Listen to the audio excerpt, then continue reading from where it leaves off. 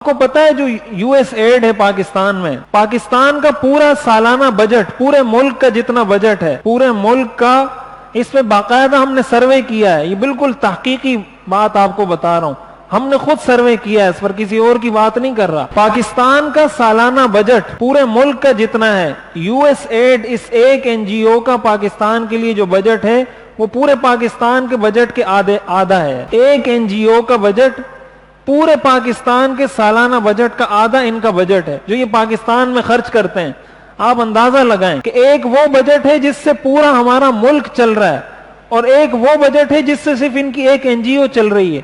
تو آپ کیا سمجھتے ہیں یہ ہماری بہتری کے لیے کام کر رہے ہیں؟ اور ان کے کام کیا ہے؟ جائیں گے دیہاتوں میں، جہاں جو پسماندہ علاقے ہیں، وہاں عورتوں کو کہیں گے کہ ہم آپ کو یہ فیسیلیٹیز دے رہے ہیں، یہ فیسیلیٹیز دے رہے ہیں، کسی طرح عورت کو گھر سے نکالنا ہے، عورت کو کسی بھی طرح گھر سے، اور ہماری عورتیں بھی خوش ہو رہی ہوتی ہیں، مرد بھی خوش ہو رہے ہوتے ہیں کہ عورتوں کو آزادی مل رہی ہے۔ اور جب علماء بول بول کے تھک جاتے ہیں کہ بھائی یہ آزادی نہیں، یہ تو غلامی کا طوق ہے، یہ تو تمہیں غلام بنا رہے ہیں، عورتوں کو کیا آزادی دی؟ عورتوں کو تو تجارت کا مال بنا دیا گیا ہے۔ آپ مغرب میں جا کے ذرا پوچھیں، سب سے زیادہ جنسی تشدد کے واقعات، سب سے زیادہ عورتوں کو ہراساں کرنے کے واقعات تو مغرب میں ہوتے ہیں، امریکہ، یورپ، ان ممالک میں ہوتے ہیں۔ تو اگر عورت کو آزادی ملی ہے تو یہ کون سی آزادی ہے؟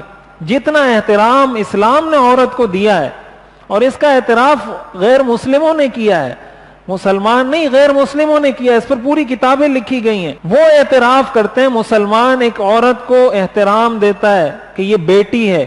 بیٹی کی ہماری نظر میں کتنی عزت ہے، ہماری نظر میں ایک بیٹی کو ہم کتنے احترام کی، کتنے محبت کی نظر سے دیکھتے ہیں۔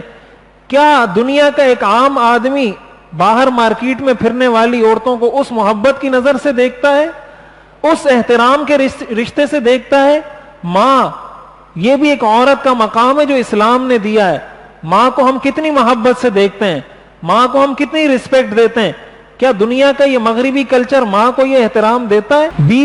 بیوی کا ہمارے ہاں کتنا مقام ہے، شریعت نے اس کے کتنے حقوق بیان کیے ہیں، کس طریقے سے ایک شوہر ساری زندگی روکھی سوکھی کھا کر اپنی بیوی کو بھی پالتا ہے، اپنے بچوں کو بھی پالتا ہے۔ یہ زنا اور نکاح میں فرق یہ ہے، نکاح جب انسان کرتا ہے نا، سارے خرچے اٹھانے پڑتے ہیں، مہر کا خرچہ بھی اٹھانا ہے، بیوی بیمار ہوگی وہ خرچہ بھی اٹھانا ہے، بچوں کا خرچہ بھی، بچوں کے اسکول کا خرچہ بھی، وغیرہ وغیرہ وغیرہ، سارے اخراجات۔ اور زنا میں کیا ہے؟ انسان جاتا ہے زنا کرتا ہے، زنا کر کے آ جاتا ہے، کوئی ٹینشن نہیں، اس پہ نہ بیوی کا خرچہ ہے، نہ بچوں کا خرچہ ہے، نہ تعلیم کا خرچہ، نہ بیماری کا خرچہ، کوئی خرچہ نہیں۔ تو آیا وہ عورت کی عزت ہے کہ اس کو استعمال کر کے چھوڑ دو ٹیشو پیپر کی طرح، یا یہ عورت کی عزت ہے کہ اسلام نے مرد کو کہا ہے کہ مرتے دم تک اس کا خرچہ تم نے اٹھانا ہے؟